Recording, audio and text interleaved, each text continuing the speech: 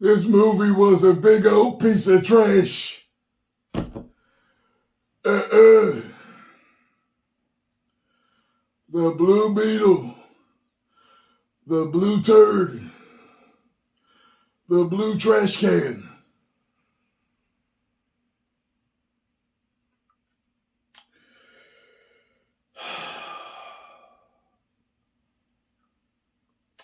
Okay. I couldn't wait to get out of there. I could not wait. What's the runtime? The runtime had to be 2.5. It had to be, because that's what it felt like. Blue Beetle runtime. Blue Beetle's running time is 2 hours and 7. Wow, it felt like 2.5. And it was funny when Scarlo and when we were walking out, she was like, that was 2.5 hours, right? And I was like, I don't know, I'll have to check. 2 post-credit scenes, just so you know. The best part of the movie was George Lopez. He was the best part of the movie. Him and the suit were the best parts of the movie, particularly when the suit was behaving on its own. As you know, the suit does protect him, so sometimes the suit takes action. Now, I digress. Let's rewind here. As you know, I'm a DC and Marvel fan. Right now we're talking about DC. This is a movie that, when the trailer came out, I got a lot of hate because I did not like the trailer. I told you it looked silly to me. But a lot of people were excited about it. I personally didn't understand the excitement. It was just a changing of the guard, different times. You know, I'm older, younger crowds coming up. Maybe that's what it's all about. I don't know. The fact of the matter is, I was very, very concerned about this movie being a big old piece of trash. And my fears came to life, okay? The special effects were okay. Overall, they were okay. You know what I mean? There may have been a couple of shining parts, but for the most part, it was just okay.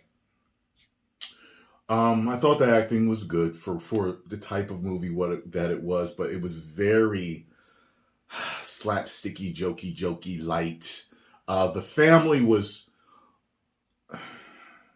at times almost kind of like unbearably irritating, kind of like, you know, you ever be watching something and it's not funny and you look at your friend like this? Like, it was that type of stuff to where it was like, come on, man. Come on. His sister was the most...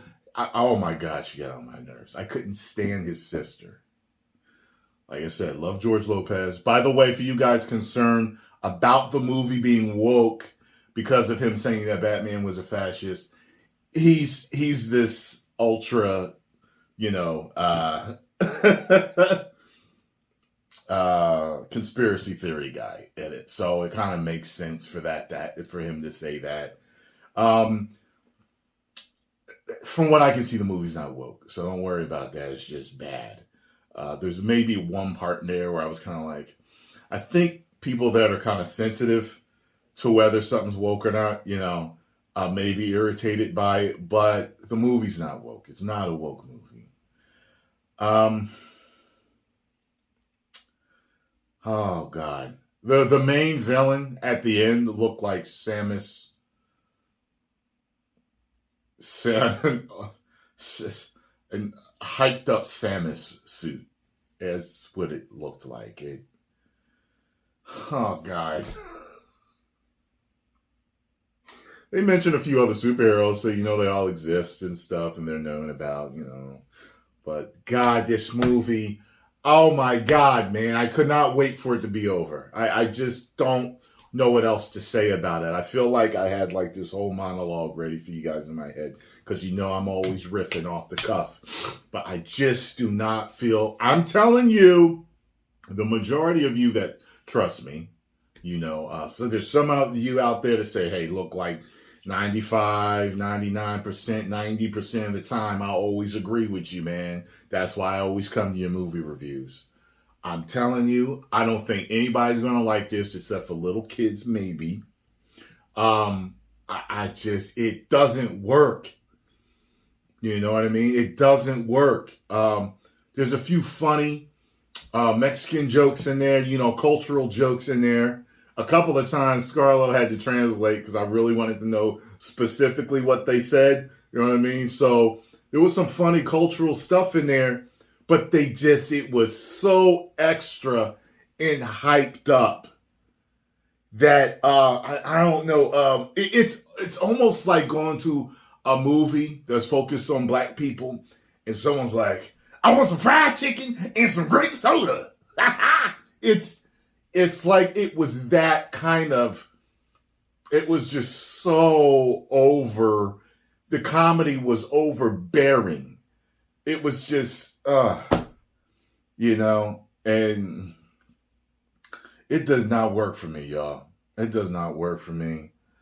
I'm going to give this movie, first of all, Mr. Gunn, I hope you got something good coming with Legacy. I hope, man, you know what I wonder? You know what I seriously wonder? I'm very curious. Gunn is the man over at DC right now, right? He's used to making hits. He can make a great movie. He can make great movies. He can make a great series. Seen Peacemaker, loved it. I wonder if he's quaking in his boots with how bad movies are doing, even DC. Because Flash didn't perform well, because this is predicted to bomb, and it may indeed bomb, we'll see. I'm wondering if he's quaking in his boots. You know what I mean? Part of me feels bad for him. It's like, yo, hey, I got all the respect in the world to you. You can handle the stress that you got coming to you, because you are now the Messiah of DC. You have to save DC, James Gunn. You have to save, and if you don't, you will be a false prophet. And I hope you can do it, man. I hope you can do it. 2 out of 5 woos. I never need to see it again. I do not care for a sequel. I'm just waiting to see Superman Legacy, that Ron Hate the Game bars, and see what Mr. James Gunn can do to save this universe. Hashtag restore the Snyderverse, finish it out, make it Elseworld, so we got something else we can watch until your movie comes out, because this is not doing it. 10 million subscribers, woo.